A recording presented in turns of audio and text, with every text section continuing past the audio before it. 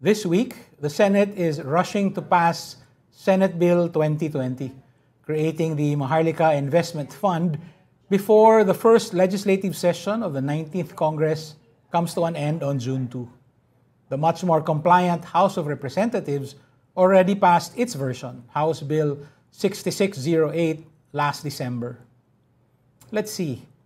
Divert billions of pesos from development banks to create a large special purpose investment fund. Name it after a fake guerrilla unit in World War II.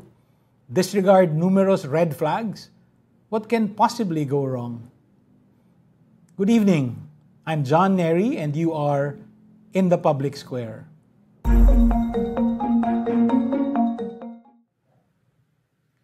There is no public calamity or emergency, as the Constitution specifically requires, for SB 2020 to be certified as urgent. And yet, President Ferdinand Marcos Jr. issued the certification last week. This will allow the Senate to waive its own built-in safety measure, a 3-day wait between second reading and final passage. But why the rush? And how can a rush job possibly attract first-rate investments? If drugs was the signature issue of the Duterte administration, wealth seems to be the signature issue of the Marcos presidency. The sovereign wealth fund idea, which has visibly excited President Marcos and his first cousin, Speaker Martin Romualdez, has been amply covered here on Rappler, from the first and startling appearance as a scheme utilizing pension funds. We are joined tonight by an economist and a risk consultant who has been among the first and most trenchant voices arguing against the Maharlika Investment Fund. Enrico Patiga Villanueva is a senior lecturer in economics at the University of the Philippines in Los Banos. He has served as a chief risk officer in both national and international institutions. Good evening, Mr. Villanueva. Thank you for joining us in the public square. Good evening, John, and the viewers. Thank you for having me. Thank you. That's a unique combination of skill sets, I would say, an economist and a risk officer. I think that's part of the reason why many people are following you and your arguments about and against the Maharlika Fund. Let me start. You've pointed out many red and yellow flags pertaining to the proposed fund. Most of them have to do with internal mechanics, and we will get to them in a bit. But let me start by asking what is essentially a political question. Is the rush to pass the law itself a risk? What kind of signal does it send? I think that by itself is a risk because normally something of this importance and magnitude have to be considered and studied. You actually have institutions like World Bank already offering, if the Philippines wants to do this, we're ready to help you and provide the consultancy. But it seems that the government is not even doing that. Unlike our fellow countries in the ASEAN, they took effort to establish this properly, not rushing it. And here we are in the Philippines, we have in the House a very patchy bill that was put in. And then even until in the Senate, there's not much that hasn't changed. So it's scary, actually, because you need to be able to actually, one, know what should be the reason for the goals for establishing this. And second, you have to make sure that the risk and governance parameters are in place. That's the one that is scary, actually, and very unsettling for me as a risk officer and also as an economist. Yeah, if I am not mistaken, the House version was passed in only 17 days. We're talking about over $1 billion worth of public money. At the time, they were even considering pension funds. Yes. But, very little debate done in 17 days. In the Senate, it's been a little longer. It was brought to the floor only last March. So there's about a 2-month timetable for this. But I'm listening to some of the senators in charge of the bill. They're looking at passing this, and now that the president certified it as urgent, they don't need to wait 3 days between second reading and third reading. Is it only worrying for us in the Philippines because it's dealing with our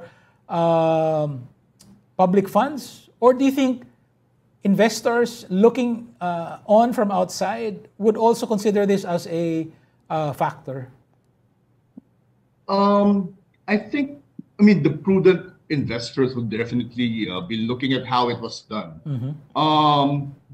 The one who are actually good investors, meaning they're doing things in the right way, etc., I think would be very concerned about how this was done and the structure, etc.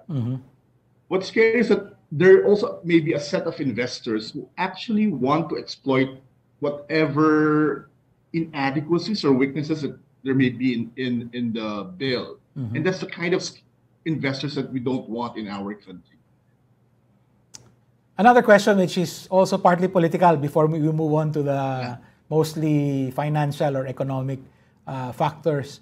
In certifying the Senate bill as urgent, the President mentioned the following factors: debilitating inflation, fluctuating prices of crude oil, protracted conflict between Ukraine and Russia, continuing interest hikes in the international financial market. Personally, I understand this as a rationalization on the part of the executive to justify the constitutional requirement that there should be a public calamity or emergency before you can certify a bill as urgent. But our colleague and your friend, the economist J.C. Punongbayan, thinks that this rationalization actually weakens the case for Maharlika. For instance, because high interest rates would mean, a weaker market for bonds, etc. Can you walk us through the possible implications here? Actually, those reasons cited by the president are precisely the reasons we should not be doing or launching something like this now. It's a bleak market, so the world outlook is rather bleak. There's a possibility of a recession in either the U.S. or in Europe, depending on whether they have a soft landing, meaning they will be able to contain inflation in a smoother way, or it will be a harder landing that there will actually be a real recession. So global recession in the West is kind of bleak. Economic outlook rather is kind of weak in the West. In the Philippines, that may certainly will have. We're not exactly looking at a recession scenario at the moment, but certainly that would have some effect on our growth. So it's not a perfect time to launch a product, and maybe the investors that we're trying to woo may be busy in their respective home countries. So that's what's my first reaction to it. It's not a good time, and it's actually the opposite of what the president intended to do. I'm not sure that our lawmakers will actually look at the actual text of this certification. It's really just a rationalization. No? But just to be clear, in the Senate bill, you have 3 government sources of capital: the Land Bank, the Development Bank of the Philippines, and the national government itself. But it's also open, so this is why we're talking about attracting first-rate investors. It's also open to reputable, what is the phrasing that they use? Reputable private funds, right? But not a single one going over 5% of the total capital. What is the implication for investment funds outside the country who might be considering investing in this Maharlika Investment Fund? That's the problem now, because this bill has gone through several versions because they're really not so sure what to do with it. I did hear about what you said, that they'll be open to investors outside. That's right. Investing into the corporation. But when I was looking at the Senate website and the version and the committee report, honestly, I did see that, and actually that was like one of my comments. So if the goal is to attract investors, there has to be like a provision in the last version. But I didn't see that. So I don't know. That's one of the difficulties with this bill. So what exactly are you trying to do, and what's the version? Because it keeps changing. Mr. Villanueva, maybe we can move on now to the economic and financial risks that you see in this proposal. One of the biggest red flags that you see, I think, is the very inclusion of government banks.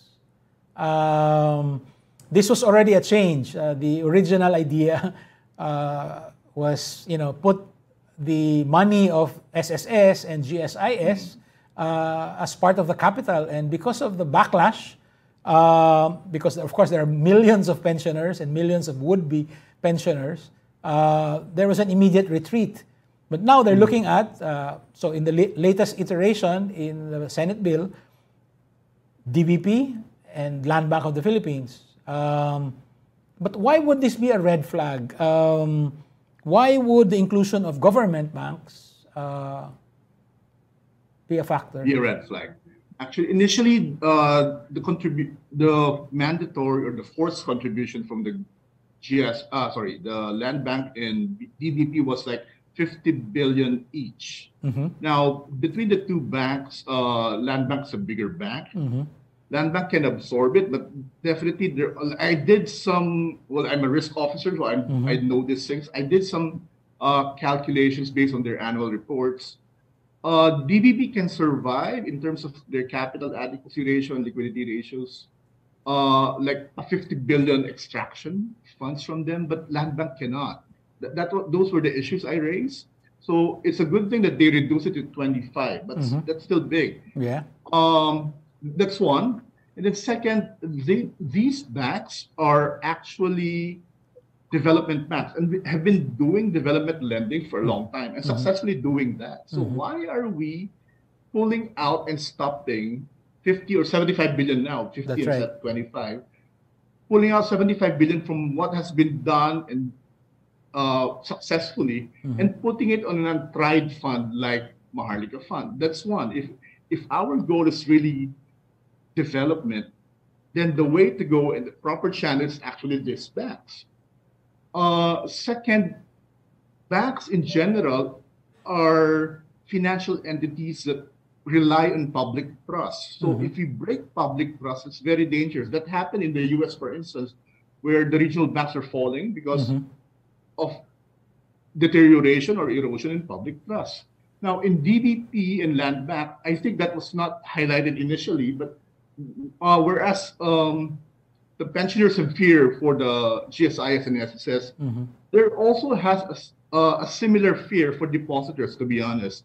Now, we do know that depositors of Land Bank and DBP are mostly government, but the employees are also getting their salaries from these banks. So naturally, they would have monies and deposits in this bank. Even me, I'm a lecturer of UP Los Banos, I have a Land Bank account. For me, I've been pulling out my personal funds, transferring as quickly as they get credited, as a matter of principle, because I do not want my bank to be involved in this kind of activities, which are riskier. Banks are normally conservative because of the public trust issue, as I have said. But here we're pulling out funds and putting it in riskier investments. Investments like commodities, metals, which banks normally do not have an idea on anyway. And unlisted securities, co-ventures, which can be under the radar precisely because they're unlisted. So these are riskier activities. I don't know why we're subjecting ourselves to that. It seems that the idea of getting 50 billion from the Land Bank and 25 billion from the DBP was a diversification of the risk, spreading the risk between the two banks. What if the initiative to merge the two banks becomes a reality? How will that impact? So all of a sudden, you have 75 billion from the same entity now as part of the capital of the investment fund. How should we think about that possibility? Okay. On the one hand, on the good side, that means that the weaker DBP can be saved because that was the issue I've had with DBP. It won't be able to meet up its capital liquidity ratio. So, in a way, a merged bank would have a stronger bank. Okay. But still, even if you have a stronger bank, the fact that you have 75 billion concentrated from that, that's a big amount of money, and if subjected to a higher risk. So you're right that there's concentration there.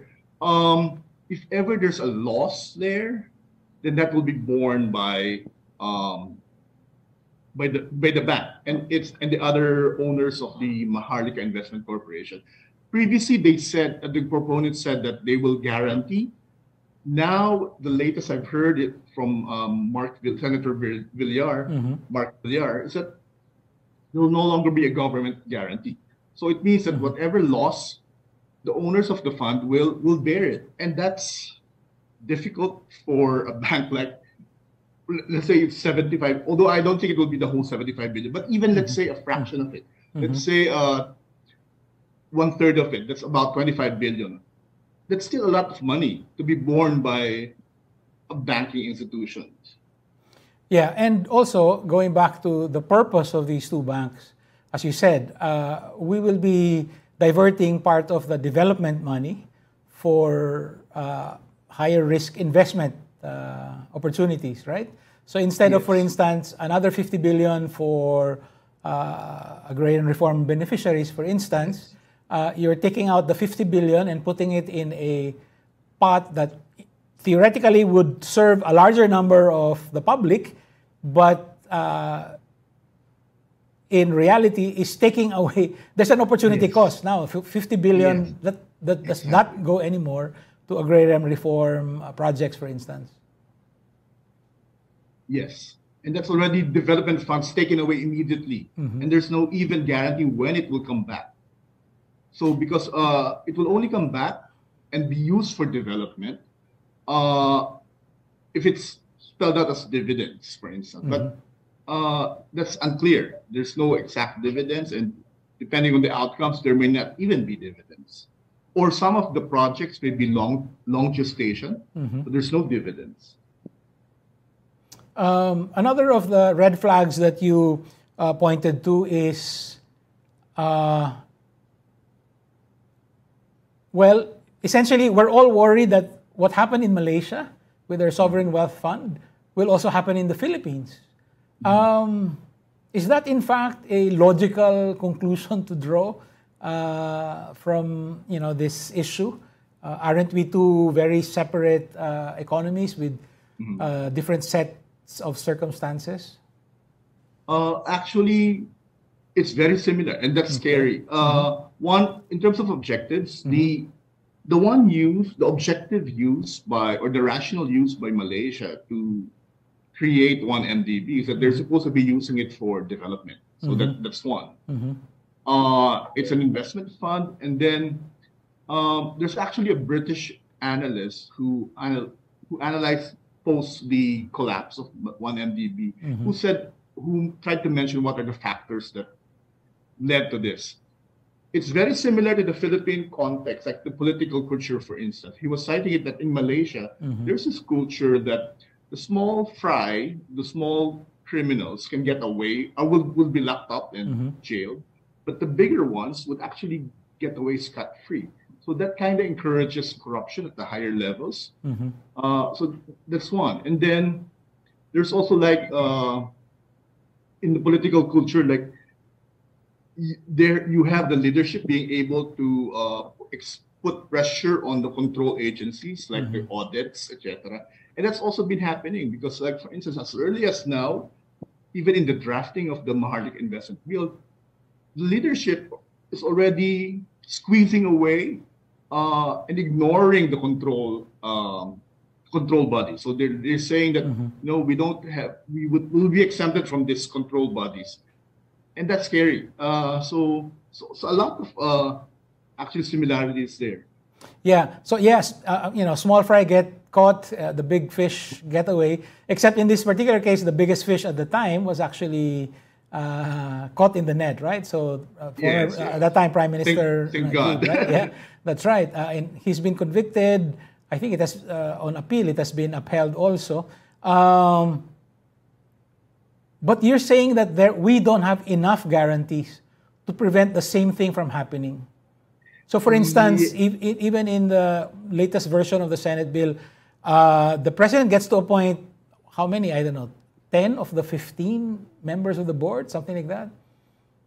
There's 9 actually. They kind of improved the board leadership, but I'll focus more on going back on the comparison with 1MDB. Okay. The biggest factor there would be like the ability to issue bonds. That's one of the red flag I see in our bill version. We are issuing bonds as well, and that's scary because it's actually because of the Malaysian experience. The way it was corrupted in Malaysia, the scandal happened in Malaysia is that Malaysia is issuing, or 1MDB is issuing bonds, and that was badly priced in terms of like, normally when you issue bonds, you hire an underwriter like Goldman Sachs. So Goldman Sachs actually, there's like a connivance between the unit of Goldman Sachs.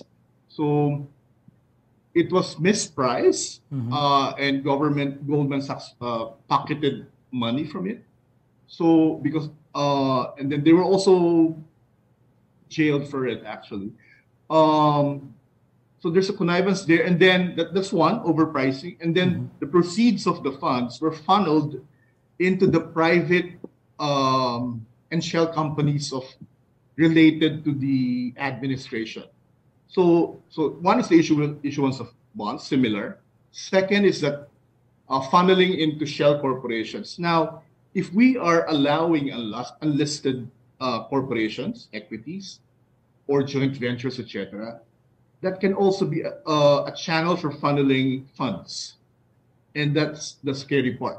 So those are the similarities there. The issuance of bonds and funneling of funds into private coffers.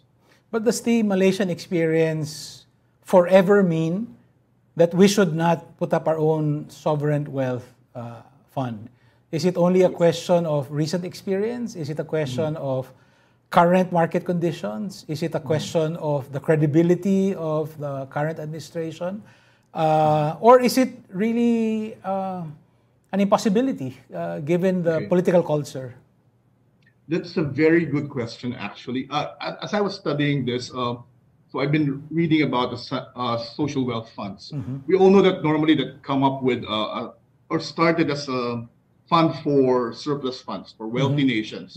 Now, suddenly we have this Indonesian Investment Authority, INA, which started an investment fund. It's not a wealth fund. It's a social, well, it's still in the category of social wealth fund, but it's a new kind. INA calls it a sui generis, like a class of its own. So we're building an investment fund, not because we're wealthy, we have surplus funds, but because we want to attract investments. Okay. That's relatively new, just in 2021. So it's an untried concept. So far, that's, as Ina said, it's the only one I've seen so far. And we don't know yet if it will be successful or not. So should we wait for them? Should we give them a little more time? Should we tell our senators, hey, let somebody else make the mistake first? Exactly. Actually, I've been researching on it. I've seen one as early as now. There are academics pointing out some weaknesses in the INA, and they already did more study than us. They were saying that it's kind of unclear how the legal framework is kind of unclear. So that's what they're saying. And I was looking at the INA framework. It's much better than us. So it's kind of scary. That's one. And then second, how the funds are going, they're also not so... That was the issues raised by the academics now. Look further into how the funds are being managed, etc. But again, it's too early, to be honest. And I haven't even seen the 2022 report. So yeah, I would go with you. Now let Indonesia first see if this will actually work. But what if the conditions for Indonesia are, as you said, sui generis for them? No, they are the only trillion-dollar economy in Southeast Asia, or will be very, very soon. Is the size of the economy a factor in coming out with a successful sovereign wealth fund, or it's not a factor at all? It can be because the size of the economy will also determine opportunities. But the thing is that we're not even copying Indonesia. Indonesian model for the investment fund is actually, okay, I built a small company, a fund, but I would be partnering with investors. It's partnerships with investors. So the fund is just a starting point so that I can partner with many investors. It's attracting foreign direct investment into the country, which is good in concept. Ours is a mix, and actually it's kind of, we're still thinking like we are Norway or Singapore, wherein we can put money and get returns. In senators and the legislators are still thinking about returns, financial returns, supposedly. Mapapalago natin yung funds. Which is scary because in financial investment, higher returns would normally be gotten at higher risks. Yes. Now, the wealthy funds can afford this losses. Like Temasek invested in cryptocurrency exchange FTX. They lost a lot of money there, but it's okay because that's not for their core services. It's surplus money. So the usual social wealth funds can absorb these losses. Philippines cannot. So we should not be doing that kind of financial risk fund, acting like a wealthy nation.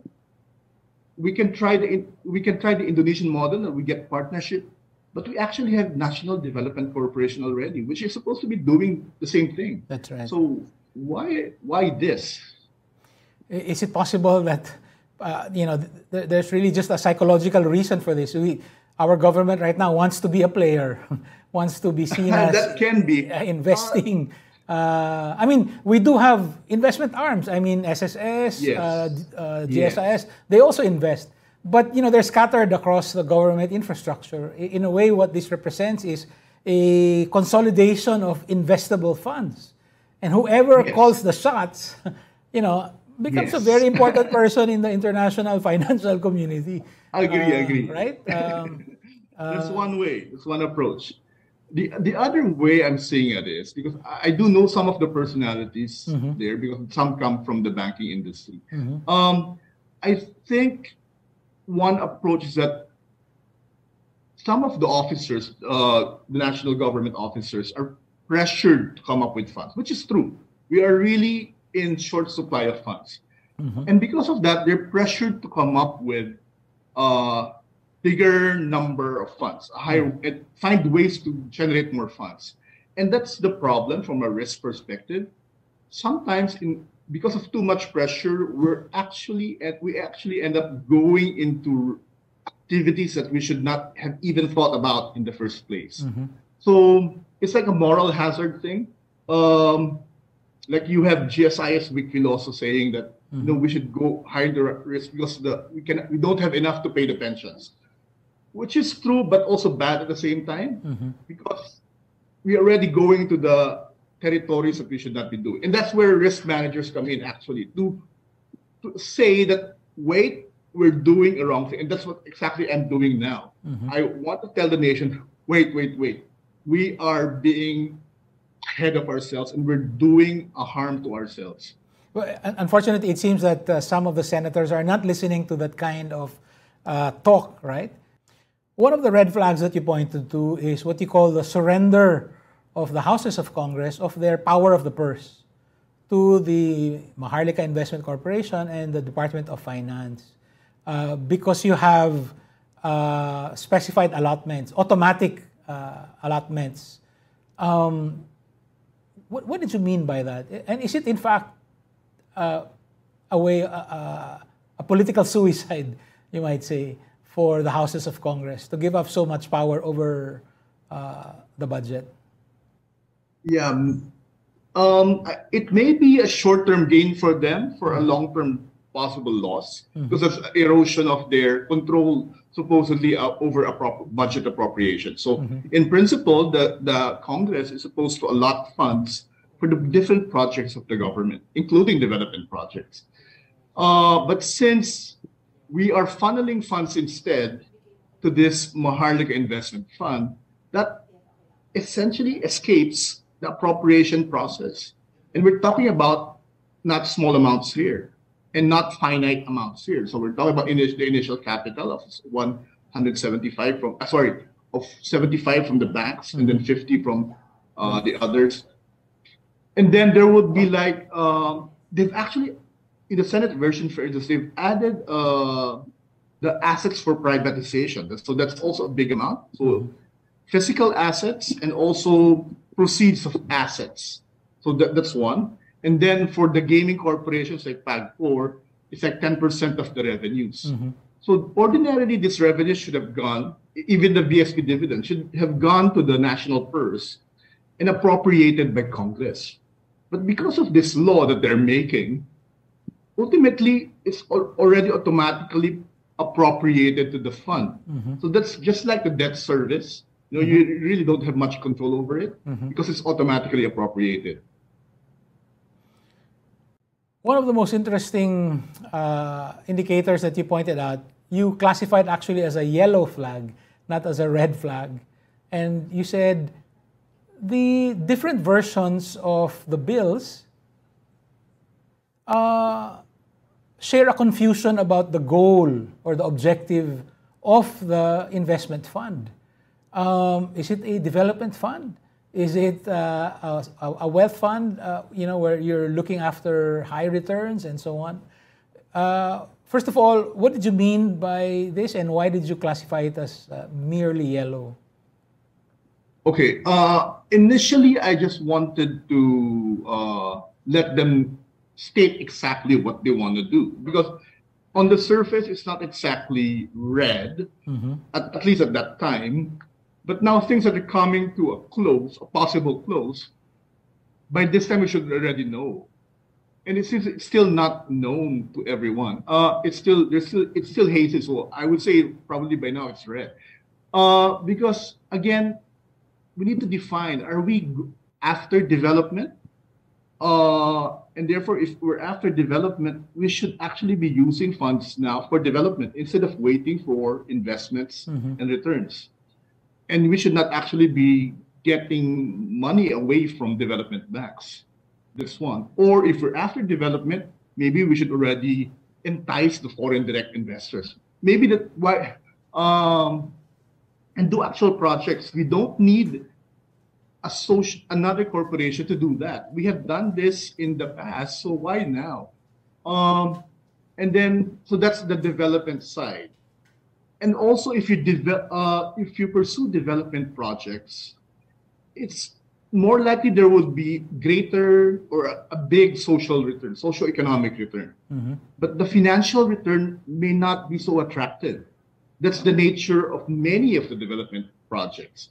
So that can actually be difficult to sell, for instance. So there are development, and that's precisely why we have a government, because there will be projects may not be financially lucrative, but has a very good socio-economic returns in general. This is for the common good, public good, supposedly. So that's one angle, that's the development angle. Now, if we're talking about financial returns, like a hedge fund, that's purely financial, then that's different. So you would have to do complex investing and higher risk than what normal banks are doing and the SSS GSIs are doing.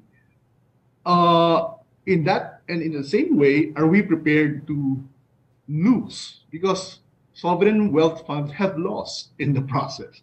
And that's something we cannot afford to lose because we don't have a surplus in the first place. So money lost in a financial investment is money that could have gone to development. So what is it really, financial or development? Sometimes it cannot be both. What do you think is the market sentiment relative to the proposal? If, for instance, by June 2, the Senate passes its own version, and they've been saying that the House has agreed that their version will be the one adopted, so it will become law. Will there be backlash in the stock market, or will our investment rating suffer in the next quarter and so on? What kind of market sentiment do you think might make itself manifest? Okay.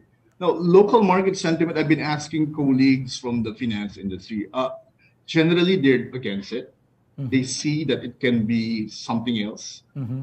But they're not really speaking so much because that's not the nature, and sometimes it's not good for them to speak because there may be repercussions. Now I'm in the academy, so I can really speak. Okay. So that's local sentiment. Now, would there be immediate effect? Maybe not, because these things take time. Mm-hmm.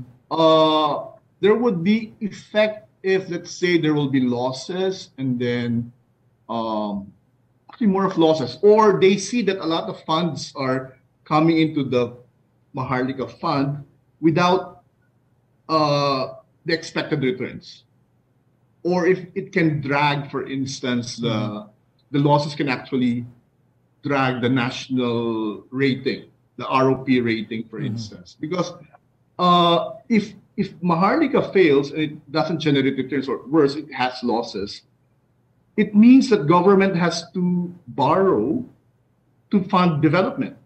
And that's incremental borrowing, which is generally bad for rating. We're still investment grade. I don't think it will be immediate, but I'm thinking long term. If it's badly managed and the funds are not put into productive use, it can erode the Philippine government rating. Yeah, but if the feedback comes years from now or several quarters from now, then it would be too late, right? I mean, the infrastructure is already there, the money has been diverted, that's the problem. Opportunity costs are mounting, and so on. It's a little ironic when you think about it that the market itself might take a little too long to react to something that might have an impact on economic conditions down the road. What can be more immediate would be, let's say, if there's a bad impact, and then on the development banks, that's more immediate, I think. So probably those would be the first ones to be affected. And these are also rated. Maybe just a couple more questions. This is a complicated issue for most people. Actually, pwede tayong mag-Tagalog din dito, no? More people can understand. But really, I think right now, our audience, our hopeful audience, are our lawmakers. No? Gusto ko yung sinabi mo na maybe they don't realize that they are, in effect, castrating themselves. Rushing this to enactment and then already setting aside funds automatically without their involvement might be a short-term gain for them. No? They get the approval of the president, of the speaker, but a long-term loss for them and their constituents. Mahirap, ano? Pero meron kang sinabi tungkol dun sa proposed governance structure or organizational structure within the proposed investment corporation. Tapos sabi mo, parang pinaghalo yung mga functions, yung risk, yung auditing, and so on. Yeah. Can you talk a bit more about that? Maybe at least 2 points there. One, on you were saying about pinaghalo. So yung risk management unit, for instance, like I had risk management units, for instance, in a bank. So in the risk management unit being contemplated in the Senate version, for instance, they said that there has to be a 5-man unit composed of the risk officer and then 2 senior directors and then the auditor. The auditors, yeah. I forgot the other one. Okay, but my point there is that that's now how it's done.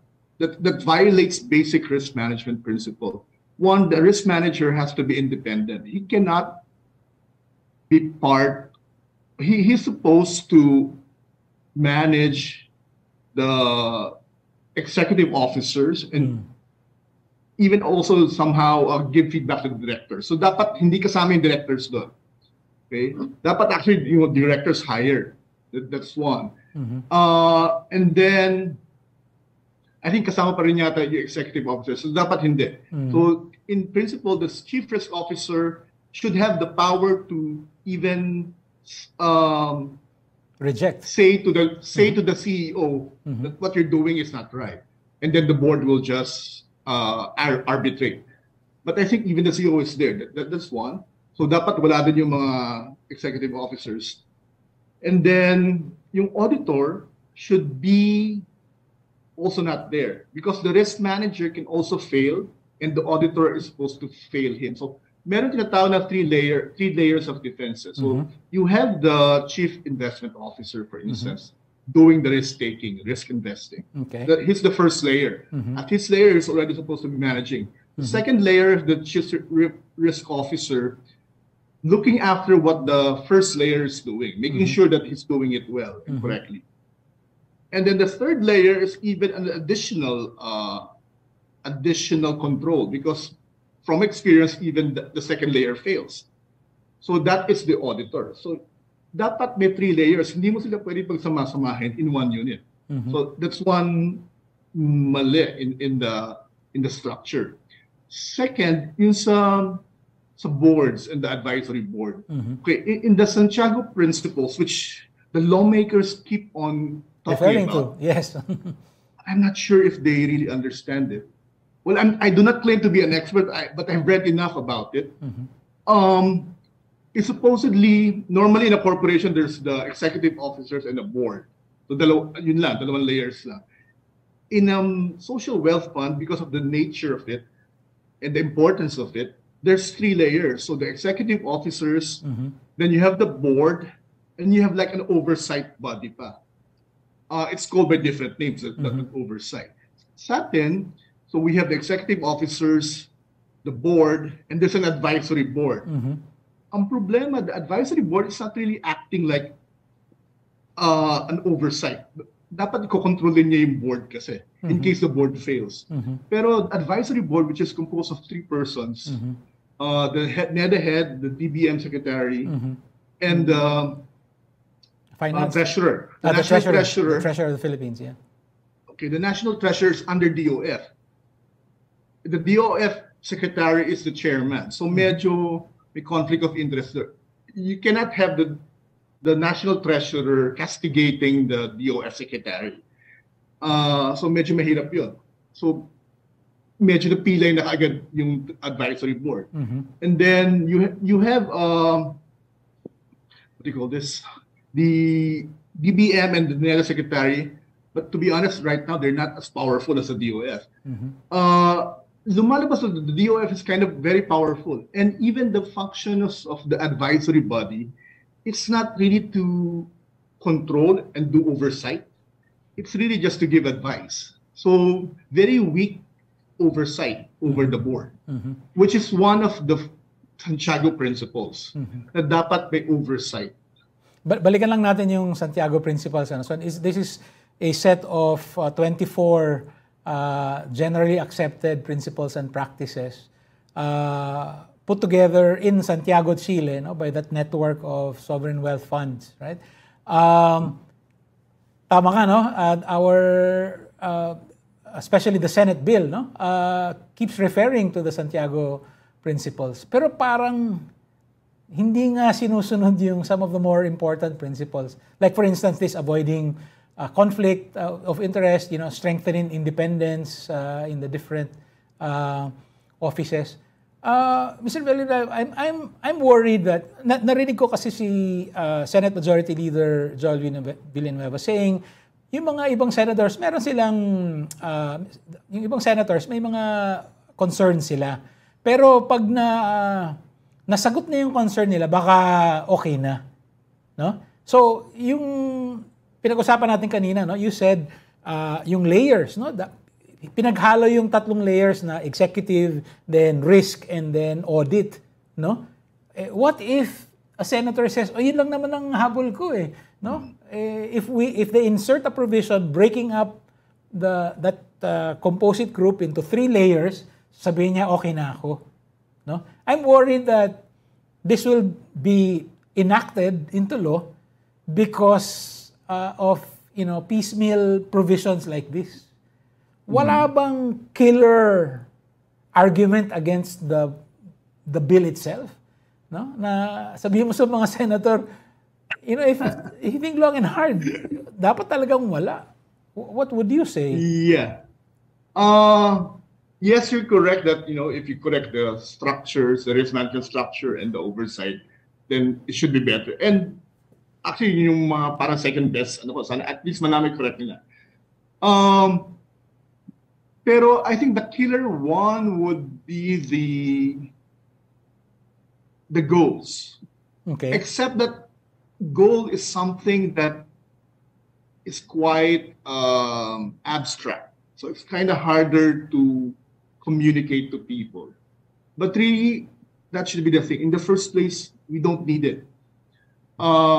We have financial bodies doing investments, and we have the National Development Corporation doing development undertakings. So hindi natin kailangan yun. I don't know. Actually, if you look at it, yung legitimate goals, kaya naman gawin within the present system. And scary is that the only clear justification for here is that if the intention is to create a slush fund. And of course, we don't want that. Yun lang nakikita ko. So crystal clear yun. If the intention is actually to create a slush fund, then this will do. This is perfect. Kasi it's so lacking in controls. This is like a recipe for a slush fund. I'm trying to say this from an academic point of view. Okay. But I'm hoping that our officials are not thinking of that. Because if it's really for financial and development, like as I said, we have the means for it. We can attract investors if that's the only thing that we need to, which is what Indonesia is trying to do. We have the NDC. We can do financial investments only within our risk appetite. Yun yung ano. And then, as I said, the sovereign investment fund as a concept is not yet proven. Indonesia is trying to do it. We don't, but Indonesia, even that, is not immune from losses. So yeah, if something big happens to it, can also go under if it makes wrong investment calls. Yeah. We'll have to end on that very sordid note, no? That even after all the improvements of the Senate bill, it's still, in the end, a recipe for a slush fund. No? Masakit na pakinggan, pero parang ganun na nga. No? Professor Enrico Patiga Villanueva, thank you very much for helping us make sense of the true risks involved in the Maharlika Investment Fund. See you again in the public square. Thank you. Thank you very much.